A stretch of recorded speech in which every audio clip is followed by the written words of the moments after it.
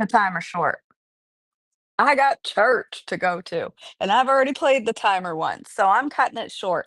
Please tell me you can hear me. I'm on my cell phone now, right up close to my business. Please tell me that you can hear me. If you can't, I'm going to suggest that you quickly go learn how to lip read and then watch carefully. Or you grab January 19th in a chronological Bible and read it. Because I'm going to go to church. Yay. Okay, I'm going to start. There once was a man named Jacob who lived in the land of Uz. He was blameless, a man of complete integrity. He feared God and stayed away from evil. He had 7 sons and 3 daughters. He owned 7,000 sheep, 3,000 camels, 500 team of oxen, and 500 female donkeys. He also had many servants. He was, in fact, the richest person in that entire area. Job's sons would take turns preparing feasts in their homes, and they would also invite the 3 sisters to celebrate with them. When these celebrations ended, sometimes after several days, Joseph would purify his children. He would get up early in the morning and offer a burnt offering for each of them. For Job said to himself, "Perhaps my children have sinned and cursed their God in their hearts." This was Job's regular practice. Job's first test, Job 1 6 through 22. One day, the members of the heavenly court came to present themselves before the Lord, and the accuser, Satan, came with them. "Where have you come from?" the Lord asked Satan. Satan answered the Lord, "I have been patrolling the earth, watching everything that's going on." Then the Lord asked Satan, "Have you noticed my servant Job? He is the finest man in all the earth. He is blameless, a man of complete integrity. He fears God and stays away from evil."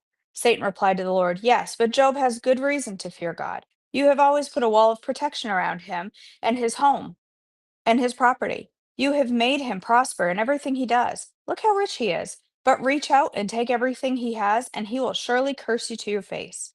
"All right, you may test him," the Lord said to Satan. "Do whatever you want with everything he possesses. Don't harm him physically." So Satan left the Lord's presence. One day, when Job's sons and daughters were feasting at the oldest brother's house, a messenger arrived at Job's home with this news: "Your oxen were plowing, with the donkeys feeding beside them, when the Sabians raided us. They stole all the animals and killed all the farmhands. I am the only one who escaped to tell you."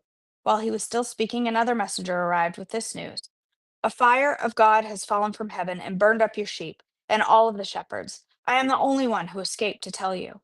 While he was still speaking, a third messenger arrived with this news: "Three bands of Chaldean raiders have stolen your camels and killed your servants. I am the only one who escaped to tell you."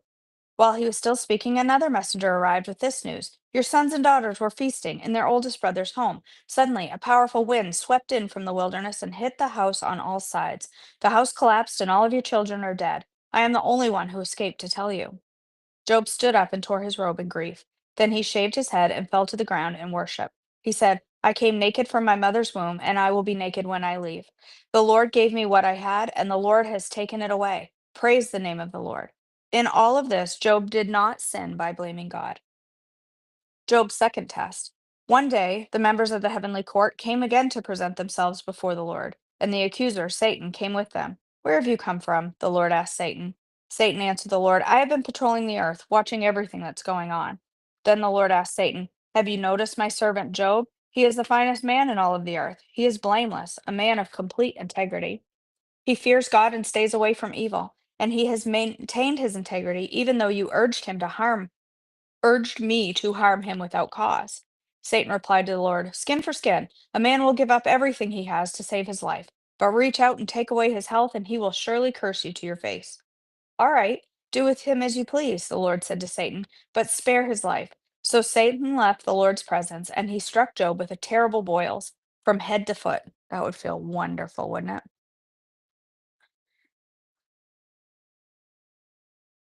Job scraped his skin with a piece of broken pottery as he sat among the ashes. His wife said to him, "Are you still trying to maintain your integrity? Curse God and die."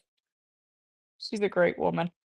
But Job replied, "You talk like a foolish woman. Should we accept only the good things from the hand of God and never anything bad?" So in all of this, Job said nothing wrong. Job's 3 friends share his anguish. Job 2:11 through 13. When 3 of Job's friends heard of the tragedy he had suffered, they got together and traveled from their homes to comfort and console him. Their names were Eliphaz the Temanite, Bildad the Shuhite, and Zophar the Naamathite. When they saw Job from a distance, they scarcely recognized him. Wailing loudly, they tore their robes and threw dust into the air over their heads to show their grief. When they sat on the ground with him for s- Then they sat on the ground with him for 7 days and nights. No one said a word to Job, for they saw that his suffering was too great for words. Job's first speech, Job 3 1 through 26. At last, Job spoke and he cursed the day of his birth. He said, "Let the day of my birth be erased, and the night I was conceived. Let the day be turned to darkness. Let it be lost, even to God on high, and let no light shine on it. Let the darkness and the utter gloom claim the day for its own. Let a black cloud overshadow it, and let the darkness terrify it." Oh my goodness, you jumped me. Oh, yes, yes. Let the darkness and the utter gloom claim the day for its own. Let a black cloud overshadow it, and let the darkness terrify it. Let that night be blotted off the calendar, never again be counted among the days of the year, never again to be among the months. Let that night be childless, let it have no joy. Let those who are experts at cursing, whose cursing could rouse Leviathan, curse that day. Let its morning stars remain dark, let it hope for light, but in vain. May it never see the morning light.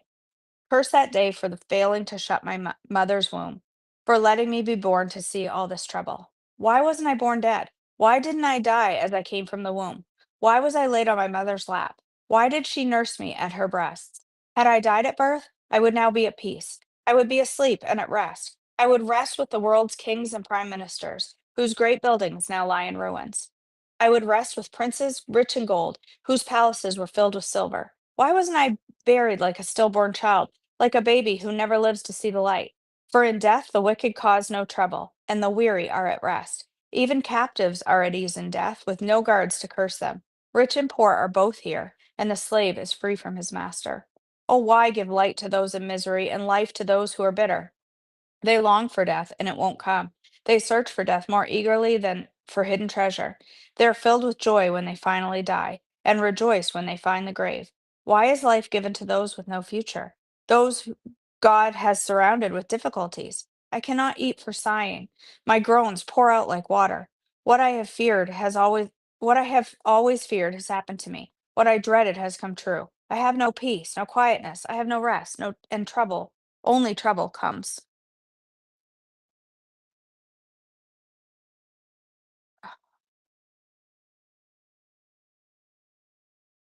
Sorry, guys.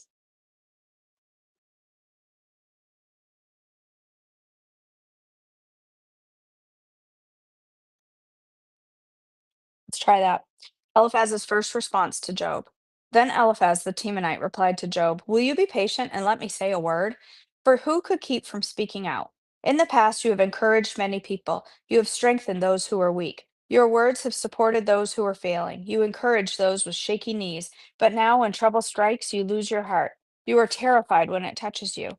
Doesn't your reverence for God give you confidence? Doesn't your life of integrity give you hope? Stop and think. Do the innocent die? When have the upright been destroyed? My experience shows that those who plant trouble and cultivate evil will harvest the same. A breath from God destroys them. They vanish in a blast of his anger. The lion roars and the wildcat snarls, but the teeth of strong lions will be broken. The fierce lion will starve for lack of prey, and the cubs of the lioness will be scattered. The truth was given to me in secret, as though whispered in my ear. It came to me in a disturbing vision at night, when people are in a deep sleep. Fear gripped me and my bones trembled. My spirit swept past my face and my hair stood on end. The spirit stopped, but I couldn't see its shape. There was a form before my eyes. In the silence, I heard a voice say, "Can a mortal be innocent before God? Can anyone be pure before the Creator? If God does not trust his own angels and has charged his messengers with foolishness, how much less will he trust people made of clay? They are made of dust, crushed as easily as a moth. They are alive in the morning, but dead by evening, gone forever without a trace. Their tent cords are pulled, and the tent collapses, and they die in ignorance." I'm sorry, guys. I hope I came back. I can't tell if I'm back. It shows me fully connected. Hopefully, if it's not and you're missing this, then hopefully it will return and you can catch up and it will, have caught up. I'm not gonna read the devotional this morning given the poor tech and the fact that I gotta leave for church. So let's go ahead and pray. God our Father, thank you for our time together, even despite technology, struggles, and issues, and none of that can stop the word of God from getting out to folks, and none of that can keep the power of your word from shining through. God, I pray for each person here today and the many concerns on everyone's hearts and the struggles that everyone is going through. I pray specifically for my friend Kim today that you would bring her answers to what she is walking through, bring her strength and comfort, and just guide her through this process. God, as we go through our day, I pray that you will just help us to honor you with our words, with our actions, with how we love on other people, with what we choose to put in our mouth. May it be nourishing and build up our bodies so that we can better serve our King. In your precious name, amen. All right, my friends. I have no idea why it says Justin.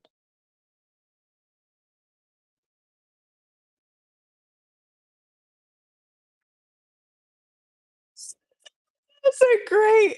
That's fabulous. Justin Daily Devotions. Welcome, Justin, to Devotions. Sorry. I don't know. I have to go. I have to go get Dunkin' Donuts for my kid so she can be at church for an all-day youth event. She was there yesterday from 9 a.m. to 9 p.m., and she's there today from 9 a.m. to 9 p.m. And she's exhausted. They did the amazing race yesterday and ran all over town and won second place. And she's just a mess. She's so tired. She's like, I can't handle another 12-hour day. I'm like, you're 17. You're gonna have to figure it out how to handle a 12-hour day, my dear. So she's off to church for a lot of learning and connection and fun. So I gotta go fix her hair for her real quick and get her on her way. So I love you guys. I hope you have an amazing day. Sorry for all the issues.